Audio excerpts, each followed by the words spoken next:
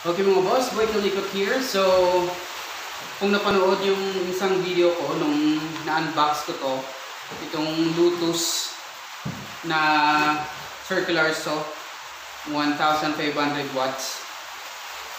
Kung hindi pa, click ito sa itaas. Yan yung makita yung video para sa unboxing nito. Ngayon, iti-test natin kung gano'ng kabisa yung Lotus na circular saw na bilhin natin sa Lazada.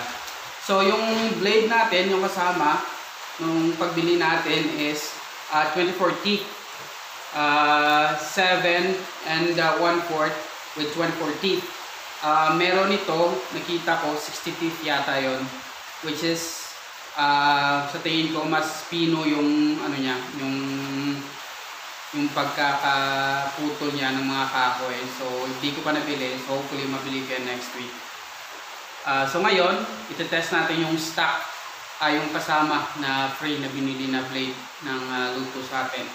Kagandahan lang is yung core nila matibay, makapal, hindi basta-basta mangangat-ngato ng daga. Basta ano siya, makapal siya, makapal, matibay. So ito yung isang handle kapag yun, kapag nagsusaw tayo. Tapos ito yung guard. Ayan. Ito yung isang guard, kung for example ganito. Yan. Guard ito. So tingnan natin, for example putol tayo ng konti.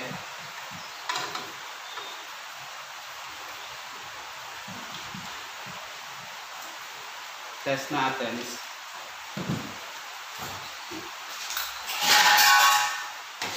Ito.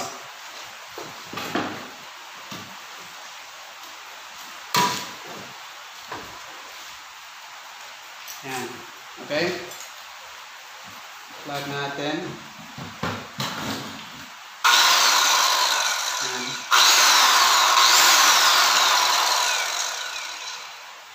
So, try natin.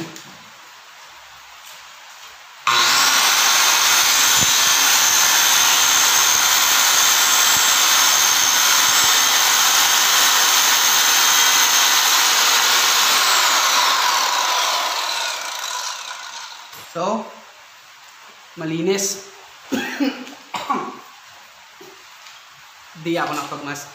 Don't forget magamit ng mask.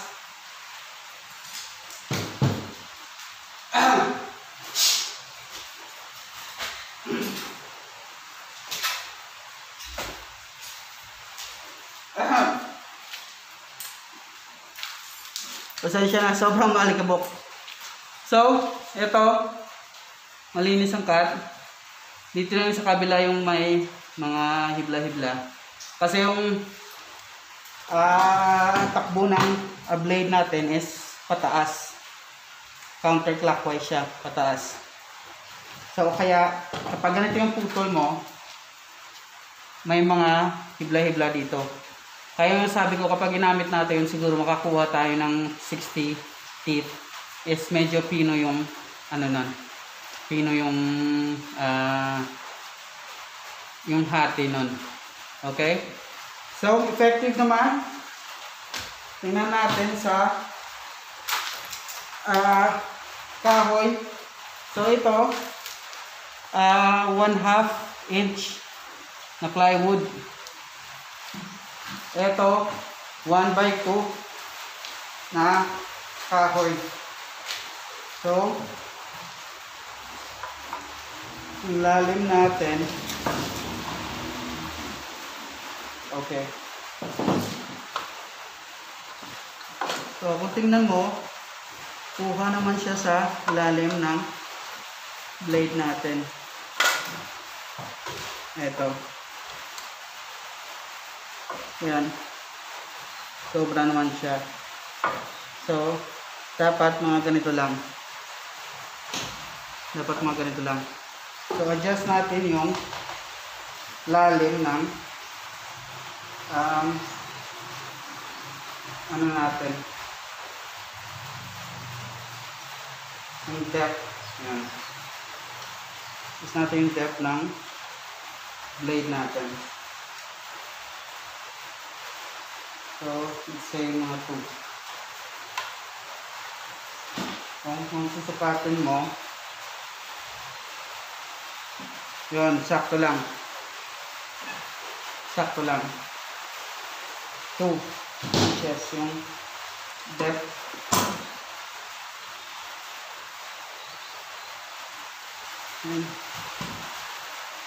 So, try natin.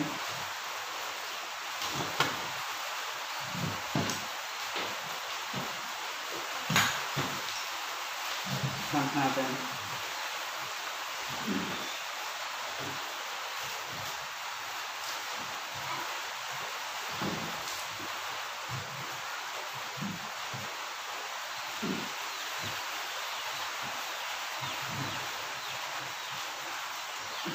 Tingnan natin ito.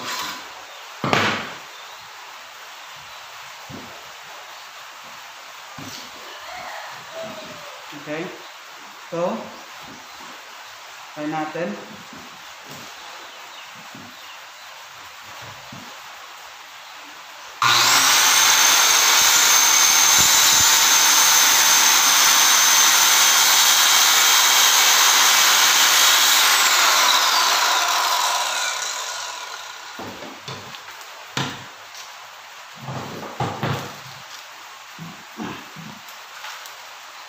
Napakalinis ng cut sa kahoy kumpara sa plywood, kasi nga naman sa plywood hindi siya medyo matibay. Sa kahoy napakatibay, kaya tingnan nyo ang cut, napakalinis,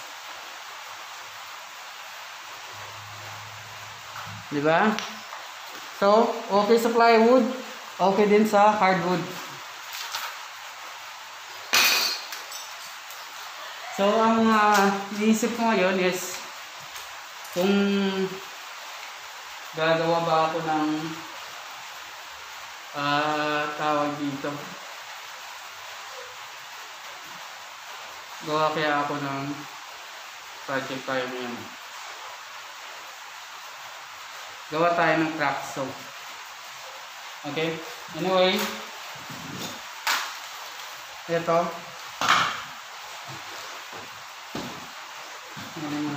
okay. So, effective naman siya. Dito natin ma-adjust yung depth ng ating plate sa ilalim, kung gaano kalalim yung tabas ng blade natin. Yan. Dito natin ma-adjust yan. Dito. Tapos, dito naman natin ma-adjust yung angle ng blade natin. For example, kung gusto mo 45 degrees. So kanina, cross cut, 90 degrees yung ginamit natin. So for example, pag gusto mong 45 degrees angle, ako, masyadong so tight.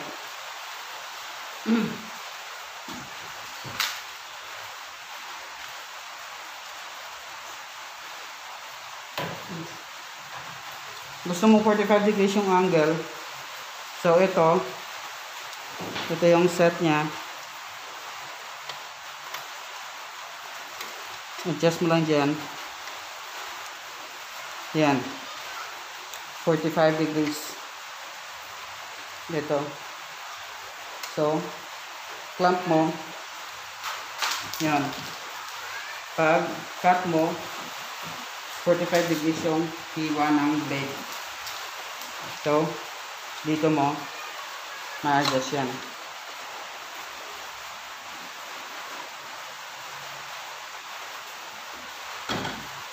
So, ito kanina, pang border to. For example, kung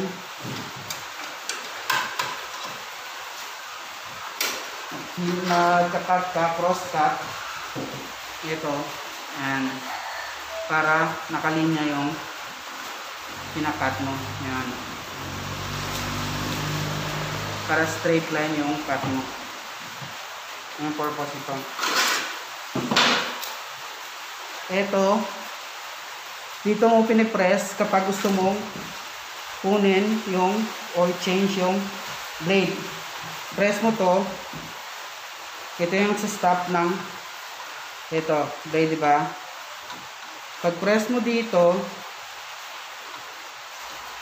hahanapin niyo yung butas dyan. Yon. Yon.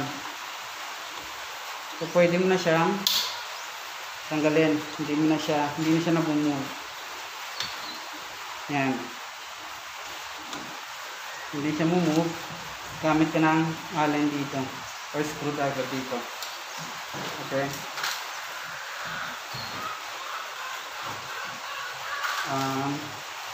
Of course, guide ng blade natin para hindi tayo ma-hiwa. Guide, I mean.